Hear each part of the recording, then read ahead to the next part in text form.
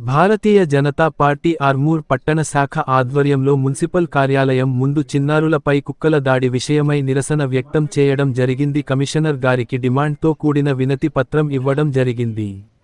Bharatiya Janata party Armoor పట్టణ అధ్యక్షులు మందుల బాలు, మాజీ మున్సిపల్ చైర్మన్ కంచటి గంగాధర్, జిల్లా కిసాన్ నాయకులు నూతల శ్రీనివాస్ రెడ్డి మాట్లాడుతూ ఆర్మూర్ పట్టణంలోని యోగేశ్వర్ కాలనీ, వెంకటేశ్వర కాలనీలో కుక్కలు స్వైర విహారం చిన్నారులపై దాడి చేసి తీవ్రంగా గాయపరిచాయి. నిజామాబాద్లో ఒక ప్రైవేట్ ఆస్పత్రిలో ప్రాణాపాయ స్థితిలో చికిత్స బాధితులకు రాష్ట్ర ప్రభుత్వం వెంటనే భారత్ మాతా key Bharatiya Janata party Bharatiya Janata party. ఇప్పుడు ఇంతకుముందు జీవన్ రెడ్డి అధికారంలో ఉంటే ఇదే టీం అక్కడ ఉంటుంది, మరి అదే వినరెడ్డి అధికారంలోకి రాగానే అదే టీం ఇక్కడికి వస్తుంది. అంటే ఇది ఏంది? ఇద్దరు కలిసి ఈ ఆర్మూరు ప్రజలను ఏం చేయాలనుకుంటున్నారు?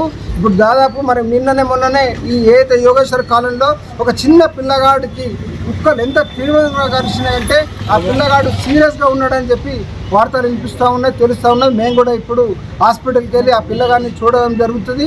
అదేవిధంగా దాన్ని దృష్టిలో పెట్టుకొని భారతీయ జనతా పార్టీ పట్టణ శాఖ ఆధ్వర్యంలో మరి కమిషనర్ గారికి మరి పాలక వర్గం అయితే చేయలేకపోయింది, వాళ్ళు పంచుకునేందుకు ఆలోచించారు. ఇప్పుడున్న ప్రత్యేక అధికారి మున్సిపల్ కమిషనర్ మీరన్నా పట్టించుకొని ఈ కుక్కల బెడద ఏదైతే కోతుల బెడద తీర్చాలని చెప్పి మేము వారిని డిమాండ్ చేయడం జరిగింది. దీన్ని అతి త్వరలో మరి దీని మీద చర్యలు తీసుకోవాలని చెప్పి మరి రాబోయే ప్రత్యేక అధికారిని కూడా కలుస్తాం.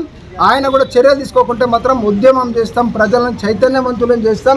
ఏదైతే ఇక్కడ దోసుకున్నారో మున్సిపాలిటీల ప్రజా సొమ్ముల్ని అవన్నీ కూడా రాబోయే రోజుల్లో బరాబర్గా ఇచ్చి మున్సిపాలిటీ కట్టిస్తాం. ఇదే ప్రజలకు ఆ పైసలు చెందే విధంగా వడ్డీతో వసూలు చేపిస్తాం, చట్టపరంగా చేస్తామని చెప్పి మేము హెచ్చరిస్తా ఉన్నాం.